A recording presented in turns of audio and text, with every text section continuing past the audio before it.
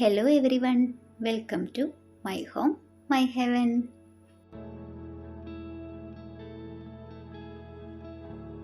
അവധി ദിവസങ്ങളിൽ ഏറ്റവും ഇഷ്ടപ്പെട്ട കാര്യം എന്താണെന്ന് ചോദിച്ചാൽ രാവിലെ അലാറത്തിൻ്റെ സൗണ്ടൊന്നും കേൾക്കാണ്ട് സുഖമായിട്ട് കിടന്നുറങ്ങാൻ പറ്റുന്നതാണ് എന്ന് പറയുന്ന എത്ര പേരുണ്ട് നമ്മുടെ കൂട്ടത്തിൽ. ഞാനും ആ കൂട്ടത്തിൽ തന്നെയാട്ടോ.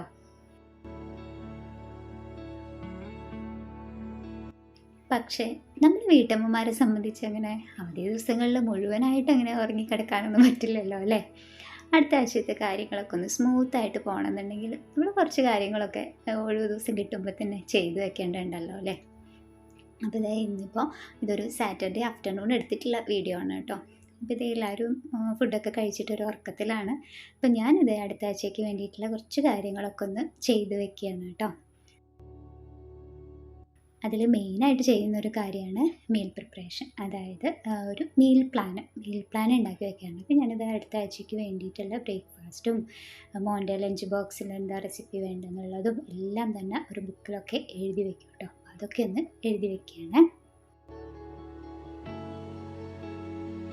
അതിന് ശേഷം പിന്നെ ആദ്യം ചെയ്യുന്നൊരു കാര്യം, നമ്മൾ മീൽ പ്ലാൻ എന്തൊക്കെയാണ് പ്ലാൻ ചെയ്തിട്ടുള്ളത് വെച്ചാൽ അതിനനുസരിച്ച് നമ്മുടെ ഫ്രിഡ്ജിൽ എന്തെങ്കിലുമൊക്കെ ബാക്കിയുള്ള സാധനങ്ങളൊക്കെ ഒന്ന് ചെക്ക് ചെയ്യുക.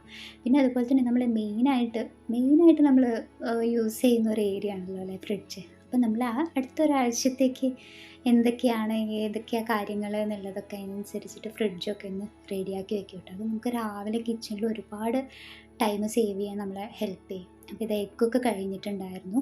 എഗ്ഗൊക്കെ ഞാൻ എപ്പോഴും ഈ ബോക്സിൽ നിന്നൊക്കെ മാറ്റി നമുക്ക് ഈസി ആയിട്ട് എടുക്കാൻ പറ്റുന്ന രീതിയിലുള്ള ബോക്സുകളിലാക്കിയിട്ട് വെക്കും കേട്ടോ. എനിക്ക് രാവിലെയൊക്കെ നമ്മൾ അതിന് വേണ്ടിയിട്ട് ഒരുപാട് സമയം സ്പെൻഡ് ചെയ്യേണ്ടി വരില്ലേ. രാവിലെ അതിനൊന്നും സമയം ഉണ്ടാവില്ല.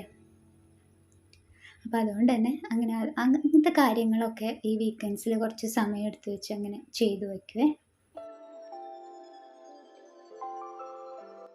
അതേപോലെ തന്നെയാണ് പിന്നെ ബാക്കി നമ്മുടെ സ്പൈസസ് ഒക്കെ ഉണ്ടല്ലോ. അപ്പോൾ സോൾട്ടൊക്കെ കഴിഞ്ഞിട്ടുണ്ടായിരുന്നു. അപ്പോൾ അതിൻ്റെ ബോട്ടിലൊക്കെ രാവിലെ തന്നെ കഴുകിയൊക്കെ വെച്ചിട്ടുണ്ടായിരുന്നു. അത് ഡ്രൈ ആയതിന് ശേഷം അതിൽ സോൾട്ടൊക്കെ റീഫിൽ ചെയ്ത് വെക്കുകയാണ്.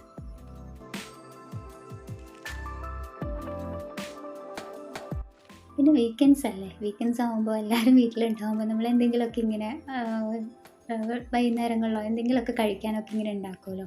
അപ്പോൾ ഇപ്പോൾ എല്ലാവരും എണീക്കുമ്പോഴത്തേക്ക് ചായയുടെ കൂടെ കഴിക്കാൻ വേണ്ടിയിട്ട് കപ്പ ഉണ്ടാക്കാമെന്ന് വിചാരിച്ചു കേട്ടോ. കപ്പയും അതുപോലെ തന്നെ നമ്മുടെ മീനും കൂടെ വെച്ചിട്ടുള്ള ഒരു റെസിപ്പി ആട്ടോ. നമ്മുടെ കപ്പ ബിരിയാണി എന്നൊക്കെ പറയില്ലേ, അതുമാതിരി മീനും കൂടെ വെച്ചിട്ടുള്ള ഒരു റെസിപ്പി ആട്ടോ ഉണ്ടാക്കുന്നത്.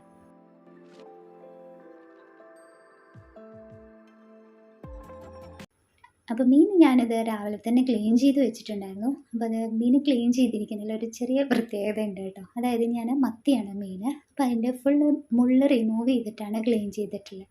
അപ്പോൾ അതെങ്ങനെയാണ് അറിയാത്ത ആരെങ്കിലും ഉണ്ടെങ്കിൽ അവർക്ക് വേണ്ടിയിട്ട് ഞാൻ ജസ്റ്റ് എങ്ങനെ റിമൂവ് ചെയ്തതെന്നുള്ളത് കൂടെ ഒന്ന് കാണിക്കാം കേട്ടോ.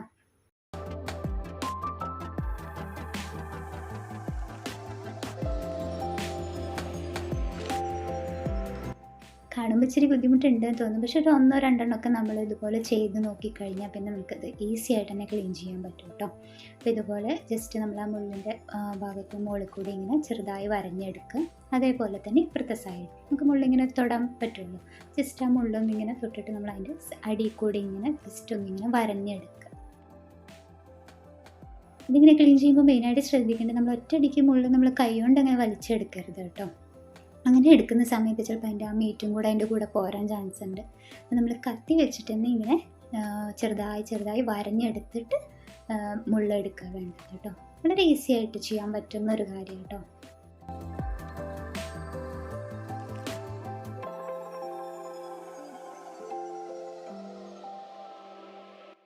നമ്മൾ ചെറിയ കുട്ടികൾക്കൊക്കെ പലപ്പോഴും നമ്മൾ മത്തി മീനൊക്കെ കൊടുക്കുമെന്ന് മടിക്കൂല, ഈ മുള്ളിൻ്റെ കാര്യം പേടിച്ചിട്ട്. പക്ഷേ ഏറ്റവും ഹെൽത്തി ആയിട്ടുള്ളൊരു ഫിഷല്ലേ. അപ്പോൾ നമ്മൾ ഇതുപോലെ മുള്ള് റിമൂവ് ചെയ്തിട്ട് തന്നെ നമ്മൾ കുക്ക് ചെയ്യുമ്പോൾ കുട്ടികൾക്കൊക്കെ ഈസി ആയിട്ട് കൊടുക്കാനും പറ്റും കേട്ടോ. ഈ സൈഡിൽ കൂടെയുള്ള മുള്ളൊക്കെ നമുക്കിതുപോലെ ഇങ്ങനെ മാക്സിമം എടുത്ത് മാറ്റാൻ പറ്റും. അപ്പോൾ അതിന് ശേഷം ഞാൻ കറി ഉണ്ടാക്കാൻ വേണ്ടിയിട്ട് സവാളയും തക്കാളിയും ഇഞ്ചിയും വെളുത്തുള്ളിയും പിന്നെ പുളി, സാദാ പുളി കേട്ടോ, കുടംപുളിയല്ലേ, എല്ലാം കൂടെ ഒന്ന് മിക്സിയിലിട്ട് നന്നായി അരച്ചെടുത്തു. അതിന് ശേഷം ഇതേ വെളിച്ചെണ്ണ ഒഴിച്ച് കടുകും ഉലുവയും ഒക്കെ പൊട്ടിച്ചിട്ട് നമ്മൾ നേരത്തെ അരച്ച് വെച്ചിട്ടുള്ള മിക്സ് ഉണ്ടല്ലോ അതും കൂടി ഇതിലിട്ടിട്ട് നന്നായി വഴറ്റിയെടുക്കണം.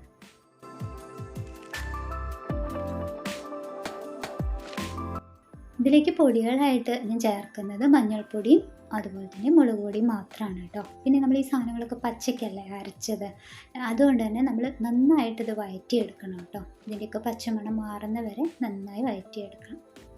ഇപ്പോൾ ഇത് ഏതാണ്ടൊക്കെ കറക്റ്റ് പാകത്തിൽ വന്നിട്ടുണ്ട്. അപ്പം ഇനി അതിലേക്ക് കുറച്ച് ചൂടുവെള്ളം കൂടെ ഒഴിക്കുകയാണ്.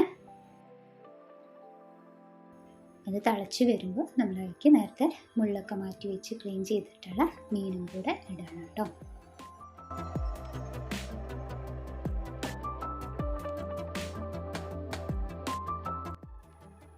അപ്പോൾ ഇതാ നമ്മുടെ മീൻ കറി റെഡിയായി വന്നിട്ടുണ്ട് കേട്ടോ. അപ്പോൾ അതിൽ ഞാൻ കുറച്ച് കറിവേപ്പിലയും കൂടെ ഇട്ടിട്ടുണ്ട്. അപ്പോഴത്തേക്ക് ഇതേ ഓരോരുത്തരായിട്ട് എണീറ്റൊക്കെ വന്നിട്ടുണ്ട് കേട്ടോ.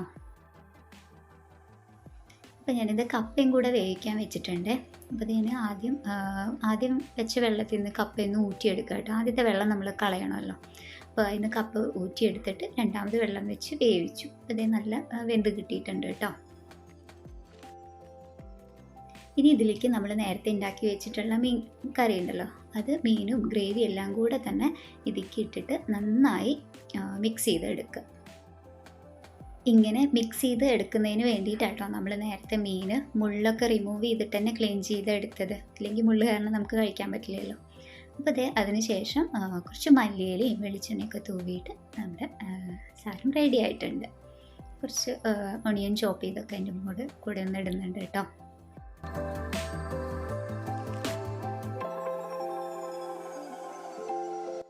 അപ്പോൾ എല്ലാവരും ഉറക്കമൊക്കെ കഴിഞ്ഞ് എണീറ്റ് വന്നതിന് ശേഷം എല്ലാവരും കൂടെ അതൊക്കെ കഴിക്കലൊക്കെ കഴിഞ്ഞു. അപ്പോൾ എനിക്കിനി കുറച്ചും കൂടെയൊക്കെ പണികൾ ബാക്കിയുണ്ട് കേട്ടോ. ഇതിന് മെയിനായിട്ട് ഒന്നുള്ളതാണ് ഫ്രിഡ്ജിൽ കുറച്ച് വെജിറ്റബിൾസൊക്കെ ബാക്കി ഉണ്ടായിരുന്നു. അപ്പോൾ അതൊക്കെ ഒന്ന് നോക്കിയിട്ട് ഇനി അടുത്ത ആഴ്ച ആദ്യം ഇത് ഉപയോഗിച്ച് തീർക്കണമല്ലോ. അപ്പോൾ അതിനൊക്കെ വേണ്ടി അതൊക്കെ ഒന്ന് റെഡിയാക്കുകയാണ്. പിന്നെ മെയിനായിട്ട് ചെയ്യുന്നൊരു കാര്യം മോൻ്റെ ഷൂ ഒക്കെ പോളിഷ് ചെയ്ത് വെക്കാം. അത് ആഴ്ചയിൽ ഒരിക്കൽ മാത്രമേ കേട്ടോ ഞാൻ ചെയ്യാറുള്ളൂ. ബാക്കി എല്ലാ ദിവസവും ഈവനിങ്ങിൽ അത് അവൻ്റെ ഡ്യൂട്ടിയാണ്. ആഴ്ചയിൽ ഒരു ദിവസം ഞാൻ നല്ല ഡീറ്റെയിൽ ആയിട്ട് ചെയ്തു കൊടുക്കും. അതിനുശേഷം പിന്നെ ചെയ്യുന്ന മെയിനായിട്ടുള്ളൊരു കാര്യമാണ് നമ്മൾ മീൽ പ്ലാനൊക്കെ ഉണ്ടാക്കിയല്ലോ. അപ്പോൾ ഫ്രിഡ്ജിലെ സാധനങ്ങളെല്ലാം നോക്കി. അപ്പോൾ അതിനുശേഷം പിന്നെ എന്തൊക്കെയാണ് വാങ്ങിക്കേണ്ട സാധനങ്ങളെന്ന് വെച്ചാൽ ആ സാധനങ്ങളുടെ ഒരു ലിസ്റ്റും കൂടെ എഴുതി വെക്കും. സൺഡേസിലാണ് നോർമലി സാധനങ്ങൾ വാങ്ങിക്കാൻ പോവുക.